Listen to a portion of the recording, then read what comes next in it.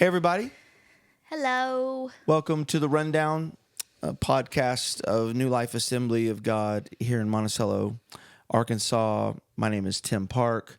My co-host, as always, lovely and talented Miss Bethany Hoover. Thank you. And we're glad that you joined us. Yeah. And we still feel rather new to this podcast world. Even though I think this is episode 27. So we're almost 30 episodes in. So We should do some sort of celebration on episode 30. should have a That's special guest crazy. or something. Yeah. 30 episodes or near Yeah. 30 episodes, 27. Well, those that have been with us the entire journey of 20 some odd episodes, thank you for your viewership. We haven't even asked you for money. We haven't asked for a sponsorship or anything like that. We're just thankful that you're watching on YouTube or watching on Spotify or wherever you get your podcast content. So we're thankful for you. We changed locations this week. We're in our quote unquote studio, Yeah. our makeshift studio. But want to change it up a bit just to inspire creativity and promote viewership. Hey, that looks different. Yeah. I'll Hey. watch that. What's different about this episode? But if you like us, hit like, subscribe, share it, let people know about it. That would be amazing. I made this comment yesterday during our pre-service prayer time, and you know more about this because Bethany takes care of our church's, all of our social media content, and whatever edit that you're seeing of this, she did it and all that, and that's part of her gifting and skill set. And I don't know how it happened there. I was on our church's Facebook page, and I got to the page info where there's analytics, Yeah. And I don't know all, I don't know exactly what all went into these metrics, but it was showing like kind of location where some people I don't know if they follow the Facebook account or they've clicked on a video or they've seen a post or whatever, but there were several, like not a lot, okay, but there were several in Africa. Yeah, I've seen that. And I'm like, how amazing is that? Yeah. No idea, the consistency of followership or anything like that, Right. but just the fact alone that you are able to produce some piece of content. It's a post, it's a video, it's whatever. And someone literally across the world. globe looks at it, It's crazy. regardless of how long they looked at it Right. or what Either happened they with clicked it. on it or saw it. The potential for impact is what So cool. amazed me, and I thought this is so cool when you think about churches and ministries. 20 years ago, 25 years ago, we're reliant on TV, satellites, that type of And even that was new at some point. of course. And it was always, TV today is expensive too. If you were to purchase airtime on local TV, it's super expensive. Whereas it didn't cost. We got whatever message that got that got to Kenya. Right. It didn't cost us anything. And I thought that was pretty cool. I thought that was really cool. Yeah. And really thankful for that, and thankful for the technology, and thankful for our church who sees a value in that and putting in an investment. Now, the flip side of that is there are random, so when you look at, this is another fun tidbit, when you look in the analytics on like our YouTube videos and stuff, there are these random countries where some of our content is banned.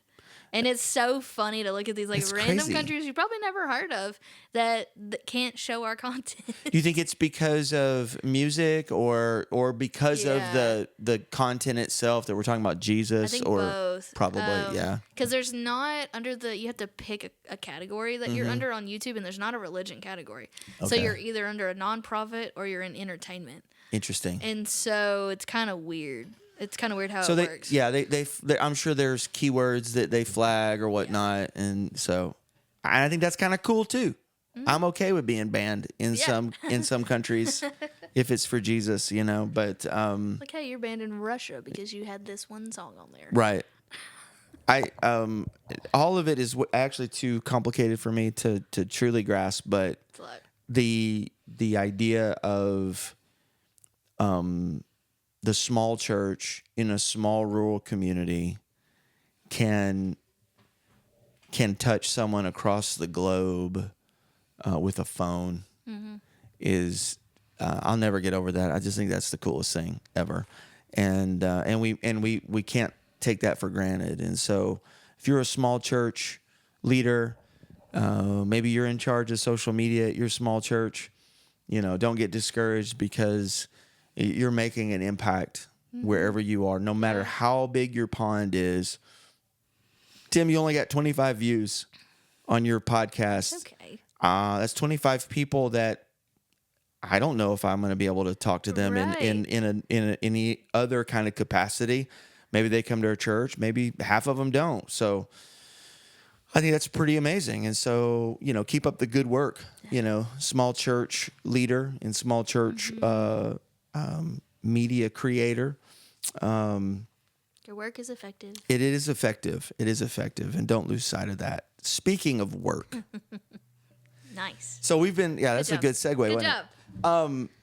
it? We've been talking about the 7 deadly sins and how they impact us personally, how they can impact us in the marketplace, in our families, and certainly in the church and church leadership.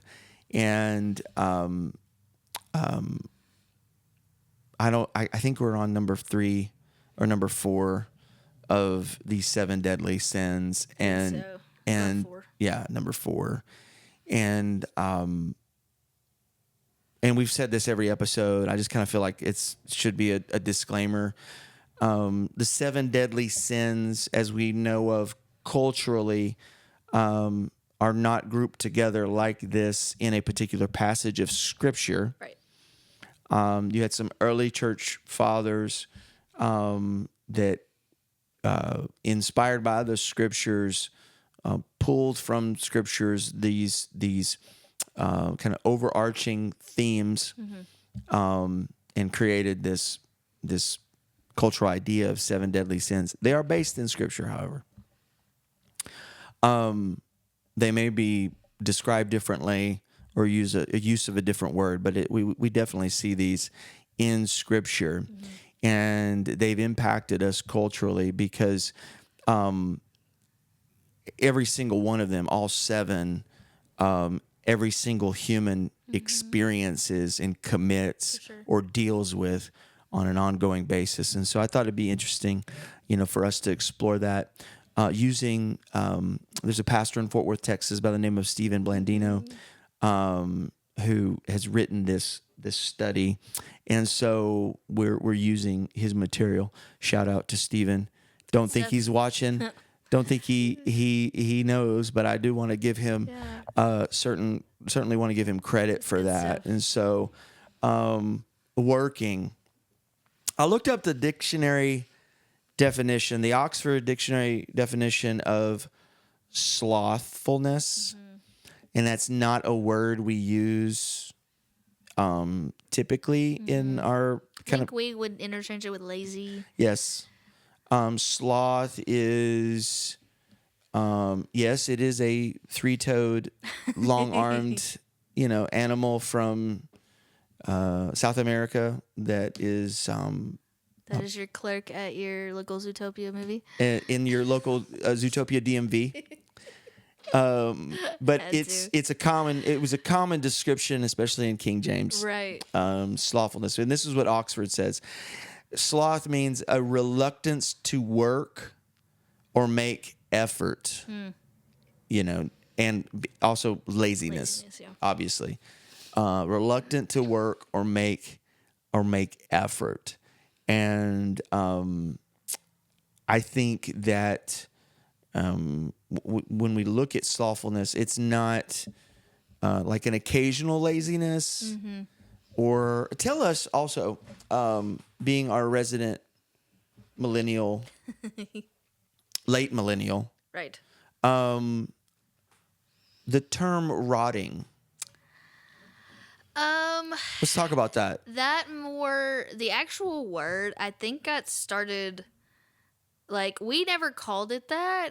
I think Gen Alpha is actually the one that Got you. they started the brain rot Yeah, trend. yeah. But honestly, we've been couch rotting for a long time. I think it would probably be the parallel to what we would call like a couch potato. But really, it's just when you just turn your brain off. And so anybody out there, if you hear your kids using this word, this is what it means. So you're basically just turning your brain off and doing absolutely nothing. Or you're watching like garbage TV that is not encouraging anything good going on in your brain as far as like education, productivity, that kind of thing. Right. Where it's just TV that's You nonsense. are vegging out, Yes. as we may say. Had a long week and you don't leave the couch and you just... I don't think there's anything wrong with that. I think it's okay. On a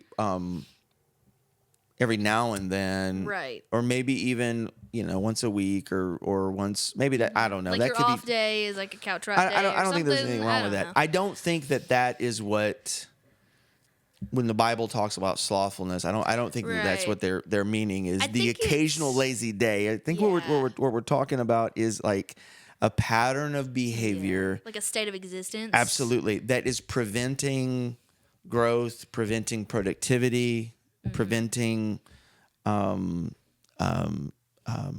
progress in your life. And it's like more so living in a basement, not wanting to get out and get a job, wanting to just... You are seeing that. Yeah. We are seeing that this sort That's of... your stereotype. But... This sort of... there was a book that came out a while back called Failure to Launch. Uh-huh. And it's talking about that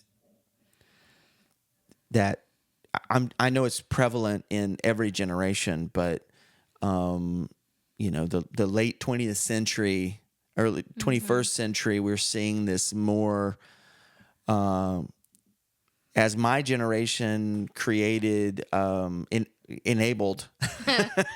And we don't even have to go there. That's a different podcast topic, but we're seeing, this gravitational pull to laziness. I should say gravitational pull to a couch. Right. But I think what happened, though, I guess we can dive a little deeper to what you may have almost been going towards, is I think millennials, and maybe not necessarily millennials, maybe even, I don't know, it kind of gets blurred.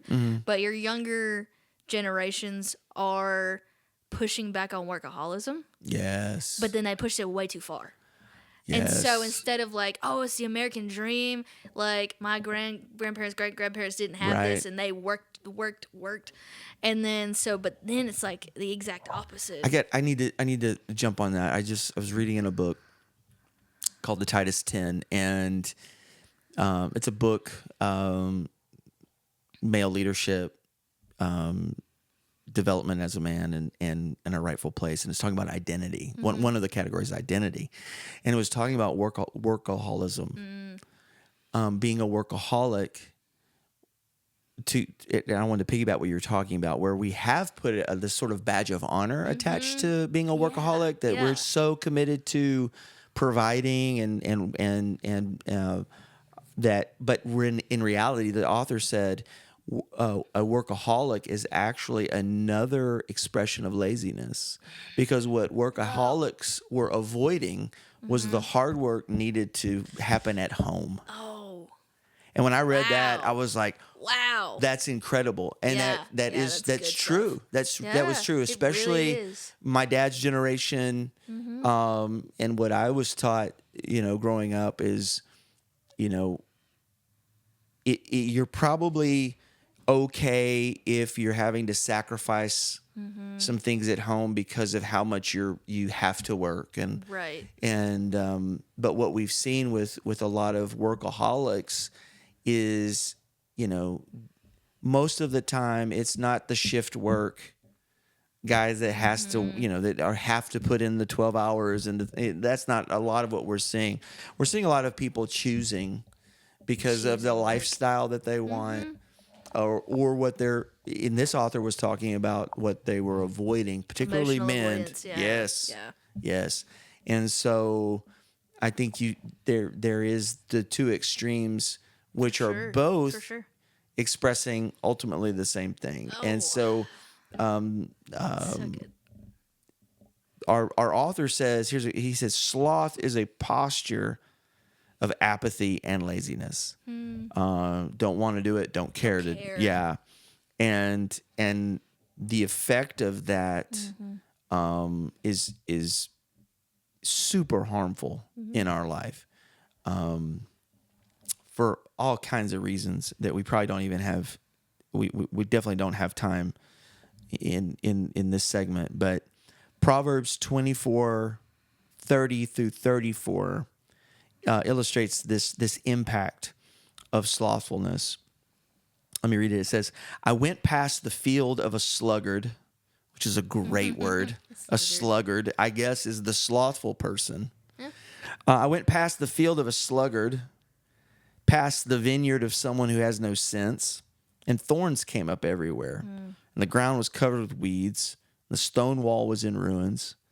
I applied my heart to what I observed and learned a lesson from what I saw. A little sleep, a little slumber, a little folding of the hands to rest, and poverty will come on you like a thief, and scarcity like an armed man. Wow. That's a powerful Proverbs. Proverbs 24:30 through 34. He walked past these fields. He walked past the vineyards. He walked past the stone wall, and it was all in ruins. And what he learned, Proverbs is awesome, and we do well to stay in Proverbs every day. And most of it is written in the perspective of a man to a son. You know, someone that's trying to, a mentor to a mentee, trying to impart some wisdom. And he said, I applied it to my heart, what I observed. And a little sleep, a little slumber, a little folding of the hands, meaning I'm going to stop work for a while. And you're going to be poor, is what he said. He said, you're going to be poor. You're going to go without.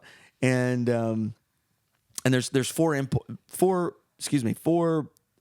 important insights that I want us to talk about. If y'all noticed from the beginning till the last clip, I was just getting shorter. So you're not crazy.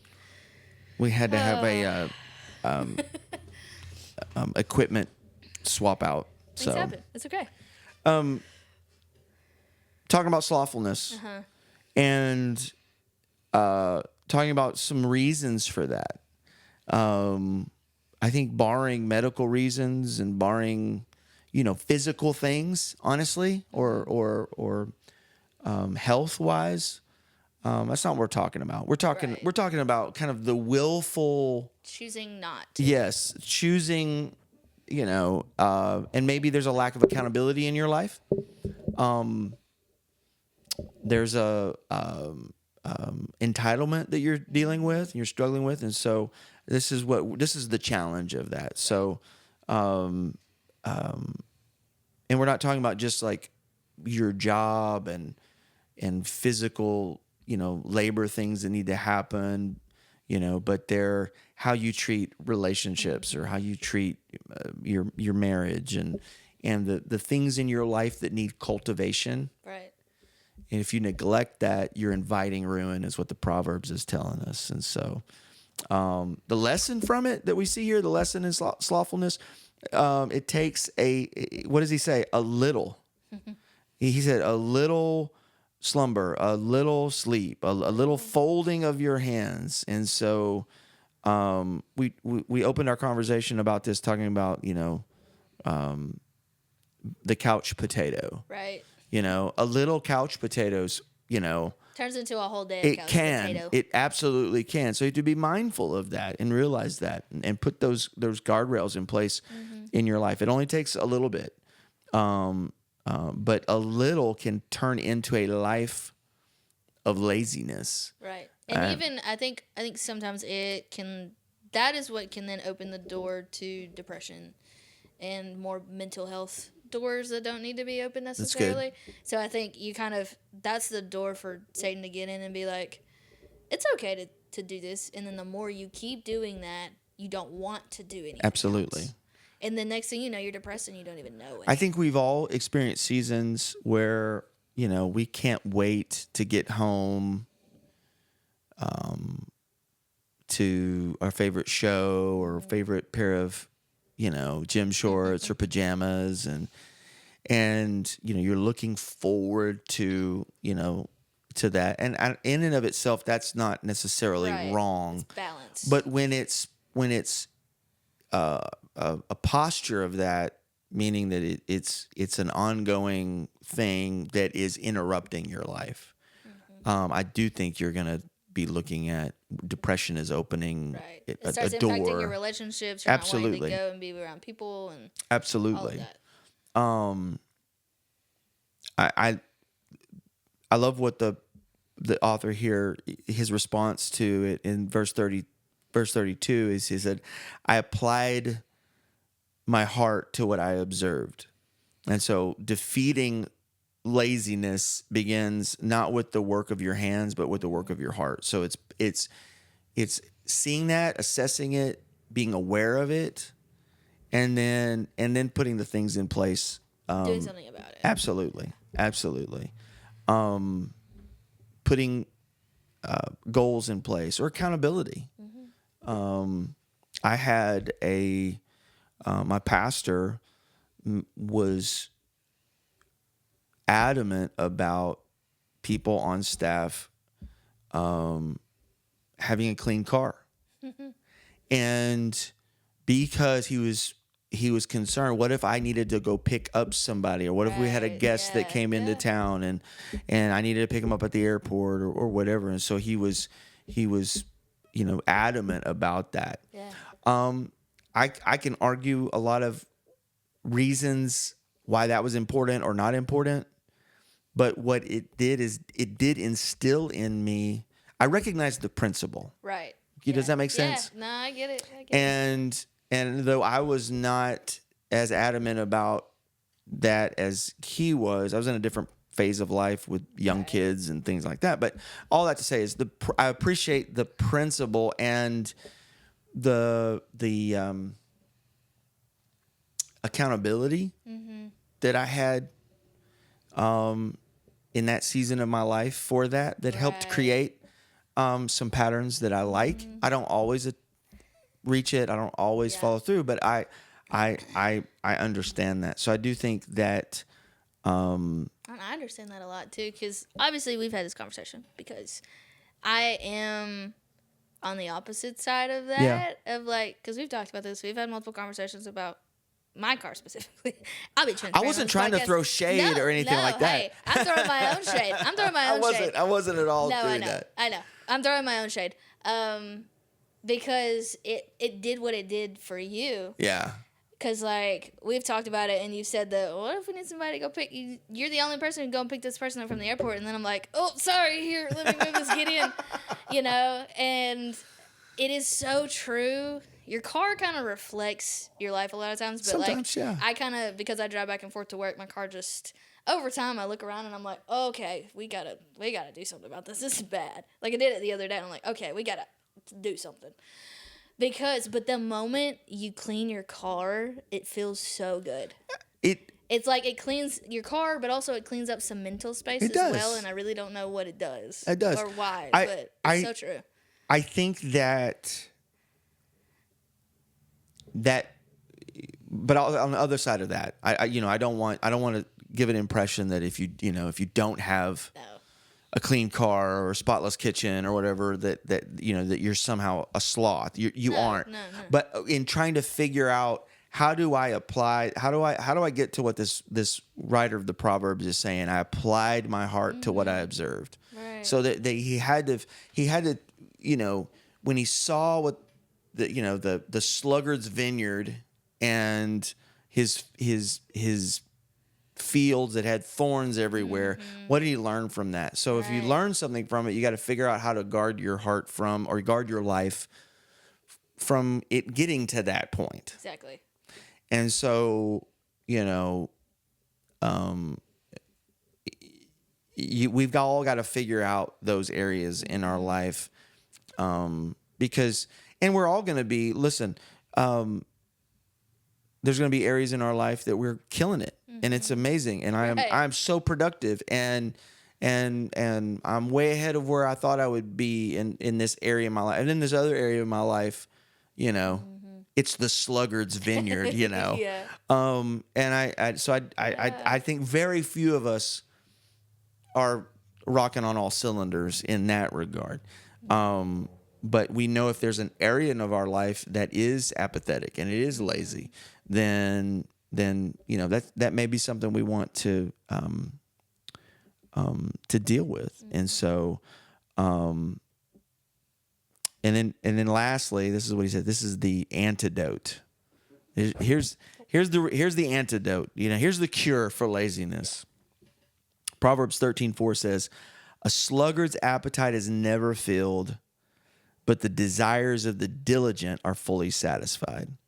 So diligence keeps laziness from running our life and from ruining our life. Is being diligent. And that's what we've been